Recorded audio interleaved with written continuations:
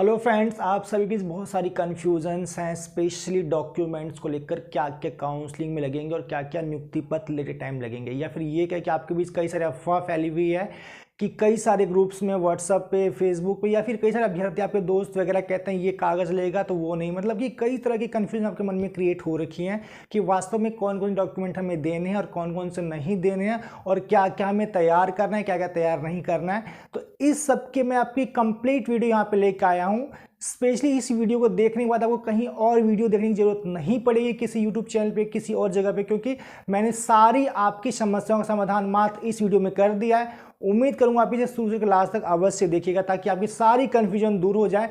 विशेष तौर पे जो आपके मन में कई सारे सवाल आते हैं वो मैंने यहाँ पे लिख भी रखे यहाँ पे, और उनके सबके जवाब मैं एक एक करके आपको दूंगा। और साथ ही क्या कुछ आपको कंपल्सरी के तौर पे अपने पास रखना है और क्या कुछ आप वैकल्पिक तौर पे ना भी हो तो भी आपका काम चल सकता है, ये सारी बातें आपको बताऊंगा।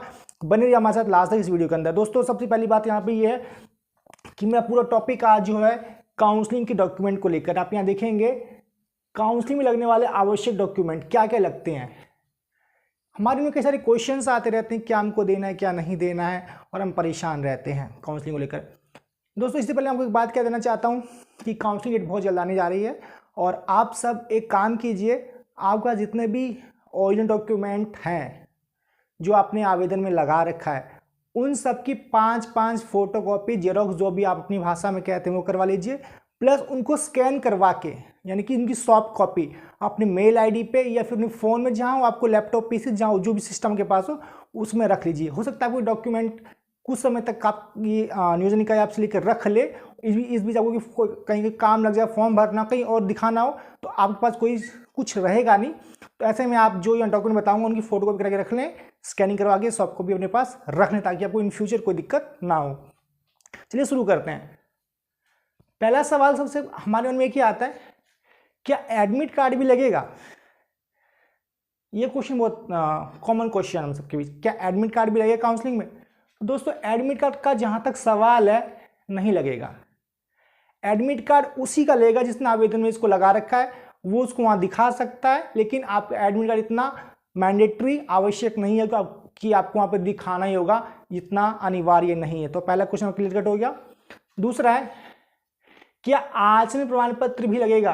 बेसिकली इसको हम कैरेक्टर सर्टिफिकेट भी लगते हैं। दोस्तों, लास्ट टाइम ये बहुत जगह लगा भी था, बहुत जगह नहीं भी लगा था, और ज़्यादातर जगह नहीं ही लगा था मेनली। इस बार लोगों ने एक कन्फ्यूजन क्रिएट कर रखा है, तो इस पर मैं आगे आपको यहाँ बताऊंगा कि इसके लिए हम क्या कुछ करेंगे। तो अगर आपने अभी तक नहीं बनवाया है कैरेक्टर सर्टिफिकेट तो बनवा सकते हैं, जाके अप्लाई कर सकते हैं। और कहाँ से बनेगा? ये आपको कलेक्ट्रेट से बनता है, वहाँ से अप्लाई करना होगा, फिर वहाँ से आपको नज़दीकी थाना रेफ़र करेगा आपका वो, मतलब ये सर्टिफिकेट। वहाँ पे वेरिफिकेशन के लिए आपको कोई चौकीदार या कोई लोग आपके घर पे आएंगे, तो आपकी जांच करके आपको इन 15 से 20 दिन के अंदर ये चीज़ें दे सकते हैं। मैक्सिमम 1 महीना भी लग सकता है इस प्रोसेस के थ्रू। अगर ना भी हो तो भी काम चल जाएगा, कोई हड़बड़ाने की दिक्कत यहाँ पे नहीं है। अगला है, क्या मेडिकल सर्टिफिकेट भी लगेगा? हाँ, ये लग सकता है, तो ये कैब लगेगा, ये भी मैं आपको बताऊंगा आगे। आगे है, अगर काउंसलिंग में ओरिजिनल डॉक्यूमेंट नहीं है तो क्या प्रोविजनल से काम चल सकता है? बहुत से अभ्यर्थी को ओरिजिनल डॉक्यूमेंट नहीं आया होगा, उन्होंने प्रोविजनल पे अप्लाई किया होगा, बहुत से अभ्यर्थी ऐसे हैं, तो ऐसे उनका काम चल जाएगा, उनको ओरिजिनल डॉक्यूमेंट दिखाने की जरूरत नहीं होगी। और इनकेस उनका प्रोविजनल है तो काउंसलिंग प्रोविजनल दिखा सकते हैं, और अंडरटेकिंग लेकर न्यूज़ निकाय से कुछ वक्त समय मांगकर वो प्रोविजन निकलवा के उनको प्रूफ के तौर पे बाद में दे सकते हैं, तो इसमें कोई दिक्कत आपको नहीं आएगी। आगे है, अगर प्रोविजनल से काम चल सकता है तो कितने दिनों बाद ये देना होगा ओरिजिनल? तो डिपेंड, हार्डली 1 महीने का समय वो लोग देते हैं, 1 महीने में आप इसको दे सकते हैं। आगे है, और किसी अभ्यर्थी के नाम या माता पिता के नाम या किसी डॉक्यूमेंट में गलती, उसका क्या उपाय? तो कुछ नहीं, कोर्ट से एक एफिडेविट लगता है कि मेरा नाम फलाना नाम है, इसको फला फला पढ़ा जाए और मैं वही व्यक्ति हूँ। कोर्ट से एक नोटरी लगता है, तो आपको वो बनवा लेंगे, तो आपको कोई दिक्कत नहीं आएगी। ये मामूली सा एक एरर होता है जिसके तौर पे आपको काउंसलिंग से बाहर नहीं किया जा सकता, तो ये मन से कन्फ्यूजन निकाल लें अपने। आगे आप देखेंगे, क्या जाति आवासीय प्रमाण पत्र लगेगा जो आवेदन के समय दिया था, या नया लगेगा? दोस्तों, जाति आवासीय जो कुछ हमारा है ये हमारा वही लगेगा जो हमने आवेदन के समय दिया था, ना कि नया लगेगा। वही लगेगा। लेकिन कई न्यूज़ निकाय बदमाशी करते हैं या ये चाहते हैं किसी ग्राउंड पे इनको छांटे, कमियां निकालें, तो कहेंगे नया दिखाओ हमको, पुराने नया दिखेंगे, हम इस साल का देखेंगे। तो ऐसे में अगर पुराना आपके पास ऑलरेडी है, नया बनवा लीजिए, जाके अप्लाई कर दीजिए नया, जाति करवा लीजिए अपना, जैसे आप जिस कास्ट में आते हैं या EWS का आते हैं, या फिर आपका आवासीय जो रेजिडेंस नया बनवा सकते हैं, आप दोबारा अप्लाई कर दीजिए, कोई दिक्कत नहीं है। हालांकि पुराना ही मांगा जाता है, बट आपकी सेफ्टी लिए कह रहा हूँ, बनवाने में कोई दिक्कत नहीं, बनवा सकते हैं, पुराना ही देखा जाता है, नया नहीं। बट कोई जबरदस्ती करके छांटने के लिए या किसी और पर्पज से आपको खोज सकता है। आगे क्या शपथ पत्र भी लगेगा? कहाँ से बनेगा? हाँ, शपथ पत्र जिसे हम ओथ सर्टिफिकेट कहते हैं भी लगेगा। ये हमारा सिविल कोड से बनता है, ये हमें ज्वाइनिंग टाइम पे देना होता है, ये भी लगेगा। आगे शैक्षणिक एवं प्रशैक्षणिक प्रमाण पत्र क्या क्या लगेगा डिटेल में बताएं। तो शैक्षणिक प्रशैक्षणिक मैंने अपने लेफ्ट हैंड साइड लिखा है, लास्ट से देखिए सारी चीज़ बताऊंगा, कहाँ बनेगा, क्या करना है, नहीं देना, लास्ट देखेंगे तो आपको कोई कन्फ्यूजन नहीं रहेगी, इसको स्किप करके मत देखिएगा। आगे आप देखेंगे अगर कोई महिला अभ्यर्थी विवाहित है तो उसे कहाँ का जाति आवासीय देना है, पिता के यहाँ का, पति के यहाँ का। सवाल है, बहुत सा क्वेश्चन मेरे पास भी अक्सर आता है फीमेल का, किस तरह मैं शादीशुदा हूँ, क्या मुझे आवासीय अपने पिता के यहाँ वाला देना काउंसलिंग में कि हस्बैंड के यहाँ का देना है, मतलब इस तरह क्वेश्चन कॉमन होते हैं। देखिए, किसी के जाति का निर्धारण ना उसके पिता की जाति पर निर्भर करता है। अगर आपने जो अभी तक एजुकेशन हायर की है, गेन की है, और वहाँ पे डॉक्यूमेंट जिसका नाम अभी तक है, जैसे पिता का नाम ही होगा, और इनफैक्ट आप अपने पिता के यहाँ के कागज दें, पति के यहाँ का ना दें, वो ज़्यादा आपके लिए फायदेमंद होगा। जो ये प्रूफ लगानी हो आपको पिता के यहाँ के लगाइए, ना कि पति के यहाँ का लगाइए, वो ज़्यादा फायदेमंद होगा, क्योंकि आपकी जाति का निर्धारण आपके पिता की कास्ट पे होता है। और इत्तेफाक से अगर आपकी शादी हो चुकी है और आप पति के यहाँ रहते हैं, तो ऐसे में आप बहुत लंबी समय से रहते हैं, अगर आपका सारा कागज वहाँ से बन चुका है, जैसे स्थायी पता हो, जाति हो, जिस गोत्र में आपकी शादी है, तो आप वहाँ का भी दे सकते हैं, कोई दिक्कत यहाँ पे नहीं, कोई बड़ी समस्या यहाँ पे नहीं आएगी। तो मन से कन्फ्यूजन निकाल दें। आगे आप देखेंगे कि जाति का निर्धारण पिता की जाति पर निर्भर करता है, पति की नहीं। पॉइंट आप समझ लीजिए कि हमारी कोई जाति जो होती है ना, हमारे पिता की जाति पर करती निर्भर, ना कि हमारे पति के लाइफ टाइम। और स्थायी आवासीय की वैधता हमेशा होती है, स्थायी की 1 वर्ष होती है। जो हमारा परमानेंट आवासीय है वो हमारा हमेशा उसकी वैल्यू होती है उस आवासीय की, और जो अस्थायी होता है वो 1 वर्ष के लिए होता है। तो ये आप इनमें डिफ्रेंशिएट जान लें। आगे है, और आय की भी 1 साल होती है। तो ये सारे क्वेश्चंस थे। अगर आपके मन में कई सारे क्वेश्चंस और हो तो कमेंट में पूछ सकते हैं, आपको उत्तर मैं दूंगा। ये ज़्यादा क्वेश्चन वही है जो सबके मन में है, कॉमन क्वेश्चन उठा रखे हैं आपको जवाब देने के लिए। आइए हम चलते हैं अपने लेफ्ट हैंड साइड, जहाँ मैंने कुछ डॉक्यूमेंट्स लिखे हुए हैं। दोस्तों, डॉक्यूमेंट्स में आप कंफ्यूज मत होइएगा, कोई बड़ा इश्यू नहीं है कि आपको काउंसिल में छांट देगा। अगर आप मेरिट में हैं तो आपका दावा वहाँ पे कर सकते हैं नौकरी के हर हाल में।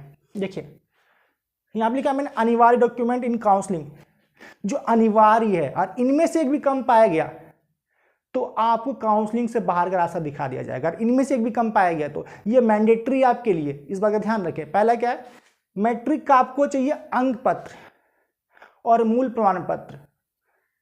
तो ये दोनों चीज आपके मैट्रिक 10th के होने चाहिए आपके पास, मार्कशीट और इसका ये मूल प्रमाण पत्र, दोनों आपके पास होना चाहिए अलग अलग में, ओरिजिनल होना चाहिए दोनों, ये आपका होना अनिवार्य। दूसरा देखेंगे 12th इंटर का भी अंक पत्र और मूल प्रमाण पत्र दोनों अलग अलग आपके पास ओरिजिनल होना चाहिए। तीसरा देखेंगे DLED या BEd दोनों वर्षों के अंक पत्र वो मूल प्रमाण पत्र। जो DLED 2 वर्ष का होता है, प्रथम वर्ष का रिजल्ट आता है उसका अंक पत्र आपने लगाया होगा आवेदन में, द्वितीय वर्ष का लगाया होगा, साथ अपने डिप्लोमा लगाया होगा, और BEd में आपने डिग्री लगाई होगी, और प्लस आपने 1-2 वर्ष के जो अंक पत्र लगाएंगे तो वो सारे ओरिजिनल आपको दिखाने होंगे वहाँ पर। इनके एडमिट कार्ड की कोई ज़रूरत नहीं है, बस इनके अंक पत्र और मूल प्रमाण पत्र आपको दिखाने होंगे। और ना आपके 10th के एडमिट कार्ड चाहिए ना 12th के एडमिट कार्ड चाहिए, और आपने लगा रखे आवेदन में तो आप दिखा सकते, कंपलसरी नहीं है। आप देखेंगे स्नातक जो भी ग्रेजुएट हैं उनके लिए तीनों वर्ष के first year, second year, third year के आपके अंक पत्र लगेंगे, यानी कि मार्कशीट तीनों वर्ष की लगेगी। मेनली हमारा फाइनल का ही होता है, बट न्यूज़ निकाय को आप अगर अप्लाई में दे रखा है कि किसी में बैक तो नहीं है, अभी किसी में आप फेल तो नहीं है, तो इन केस वे में आप पूरे तीनों साल का 1 by 1 year, first year, second year, third year का अंक पत्र दिखाएंगे। साथ ही अगर आपको डिग्री मिल चुकी है, डिग्री भी वहाँ पे अगर आपने अप्लाई में दिखा रहेगा वो भी आप वहाँ पे प्रेजेंट ओरिजिनल में करेंगे। आगे आप देखेंगे बीटेड सीटेड के अंक पत्र एवं मूल प्रमाण पत्र। अगर आप बीटेड पास हैं तो बीटेड का ही आपको मिला था रिपोर्ट कार्ड, उसमें दोनों कुछ है तो आपको वही दिखाना है। और सीटेड अगर आप पास करते हैं तो सीटेड में दोस्तों एक बात मैं कहना चाहूँ, सीटेड में बहुत बड़ा एक इशू है, ये दिल्ली में भी इशू आया था एमसीडी के सिलेक्शन में और कई सारे केवीएस में भी आया था। उसमें जो अभ्यर्थी डीजी लॉकर से पहले सीटेड पास किए हुए हैं, मेरी बात गौर सुनिएगा, जो भी अभ्यर्थी डिजी लॉकर से पहले सीटेड पास किया, मतलब जो डिजी लॉकर में मिलता है उसमें दोनों आता है, अंक पत्र और मूल प्रमाण पत्र दोनों आता है डिजी लॉकर में। लेकिन इससे पहले हमको एक ही चीज़ मिलता था सीटेड का, मतलब वो सिर्फ हमें अंक पत्र मिलता था। तो ऐसे में आपको मूल प्रमाण पत्र के लिए अप्लाई करना होगा सीबीएसई दिल्ली को, वहाँ से आपको लेना होगा क्योंकि वहाँ पे अंक पत्र प्लस मूल प्रमाण पत्र दोनों दिखाए जाते हैं। तो ऐसे में आपके पास सिर्फ और सिर्फ अंक पत्र मिला है डिजी लॉकर से पहले जब भी आपने सीटेड पास किया होगा 16-17 में। तो ऐसे में आपको प्रमाण पत्र भी दिखाना पड़ सकता है।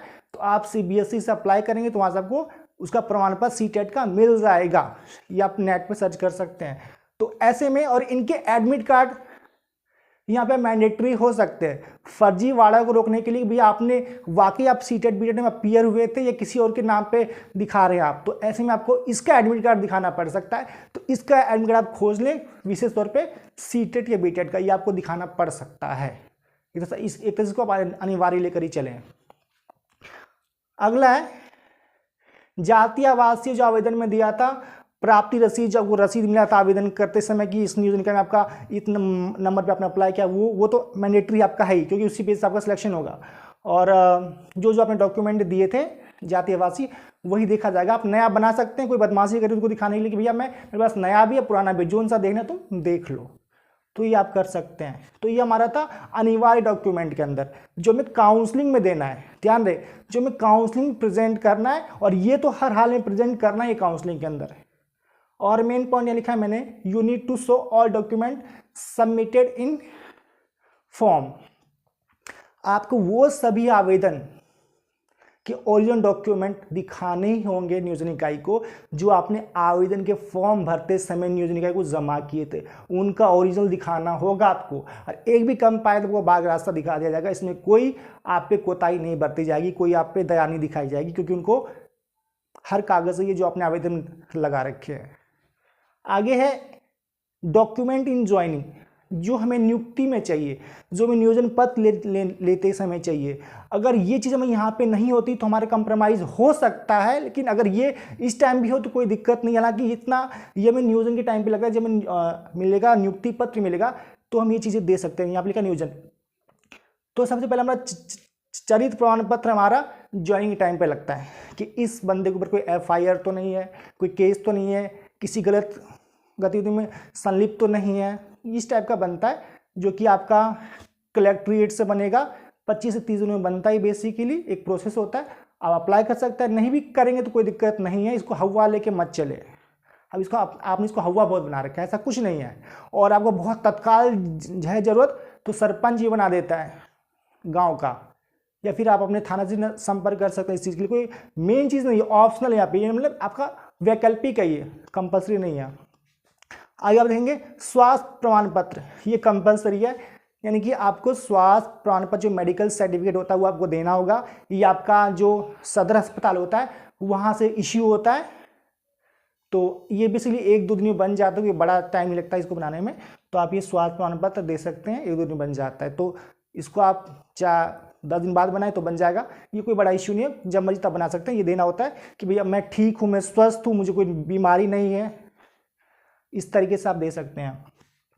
आगे शपथ प्रमाण पत्र होता है जो हमारा ओथ सर्टिफिकेट होता है, सिविल कोर्ट से बनता है कि भैया मैं इस विद्यालय में योगदान कर रहा हूँ, ज्वाइन कर रहा हूँ, मैं अपने तन मन धन से पढ़ाऊँगा, अच्छी सेवा करूँगा, अच्छी शिक्षा दूंगा, मैं फर्जी नहीं हूँ, सही हूँ, इस तरह की बातें उसमें लिखी जाती हैं ताकि इवन कि मैं अपना पूरा तन मन धन समर्पित करने जा रहा हूँ आपके विद्यालय के प्रति। तो ये कोर्ट से बनता है, सिविल कोर्ट से, तो ये बना सकते हैं आप शपथ प्रमाण पत्र। ठीक है। अगर आपने ओरिजिनल की जगह प्रोविजनल दिया है, तो अगर आपने अंडरटेकिंग दिया है तो आपको 1 माह में ओरिजिनल दिखाना होगा। हाँ देखिए, आप काउंसलिंग में ये बात नहीं कर सकते कि आप अंडरटेकिंग किसी चीज़ के लिए दें। अगर आपने आवेदन करते समय कोई डॉक्यूमेंट में प्रोविजनल दे रखा है तो आप काउंसलिंग में अगर आपको वो ओरिजिनल नहीं मिला फिर भी 1% तो आप प्रोविजनल दिखा सकते हैं, और एक भी डॉक्यूमेंट वहाँ पे छूट जाता है इन केस, तो ऐसी व्यवस्था होती है कि आप अंडरटेकिंग दे के उनको कि सर मुझे कुछ समय दिया जाए, मेरे पास ये कागज़ हैं या मैं इसको निकलवा लूँगा, बनवा लूँगा, तो आपको 1 महीने का समय दिया जाता है। तो 1 महीने में आप कोई भी डॉक्यूमेंट बना सकते हैं, इसको अंडरटेकिंग कहते हैं। अंडरटेकिंग दे के वहाँ पे कोई कागज़ बना सकते हैं। तो ये सारी प्रोसेस थी, और मैं इतना कहना चाहूँगा, इसका कंक्लूजन ये है इस पूरी वीडियो का अभी तक कि जो जो आपने आवेदन में फॉर्म में लगाया है आपको वही देना है। और मैंने बेसिकली यहाँ पे आपके डाउट्स क्लियर किए हैं और कुछ यहाँ पे एडिटिंग की है कि कुछ काउंसलिंग में क्या लगना है और नियोजन के नियुक्ति पत्र में क्या लगना है। तो बेसिकली आपने जो फॉर्म में जमा किया है वही लगता है, नया कुछ नहीं लगता है, बशर्ते कि अगर आप 2-3 चीज़ें, जैसे कि कोई नियोजन का अगर आपसे बोलता है नया में दिखाओ अपना जाति, आवासीय, EWS या और कास्ट सर्टिफिकेट, तो आप नया बनवा सकते हैं, कोई दिक्कत नहीं है। नया भी है पुराना भी है, जो सा देखना आप देख सकते हैं। और जहाँ तक कह रही बात कैरेक्टर की, अप्लाई कर सकते हैं, नहीं भी करेंगे तो कोई दिक्कत नहीं होगी। लास्ट टाइम ये मांगा नहीं गया था और किसी के साथ अपवाद है मांगा भी गया हो, तो ऐसे में कोई बड़ा इश्यू नहीं है।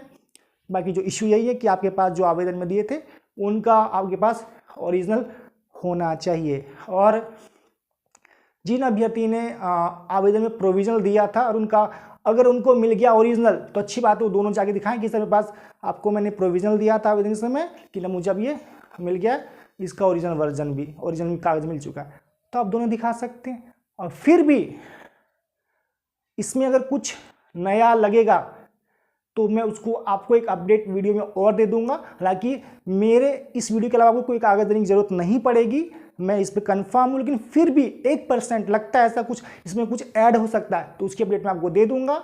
और आपके जो भी सवाल हो कमेंट में पूछ सकते हैं।